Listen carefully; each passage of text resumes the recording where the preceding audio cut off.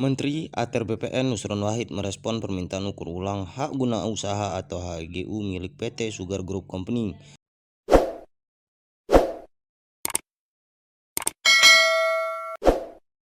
Nusron menjelaskan mekanisme pengukuran ulang HGU harus diawali oleh adanya permohonan resmi. Saat ini, kata dia, permintaan tersebut baru datang dari anggota DPR RI, bukan dari pemohon swasta.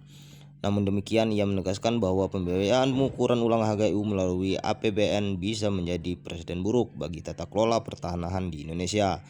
Menurut Nusron, apabila pengukuran ulang diajukan oleh pihak swasta, maka pembiayaannya tidak ditanggung negara. Mengukur itu harus ada pemohon dulu, ya kan? Pemohon dulu.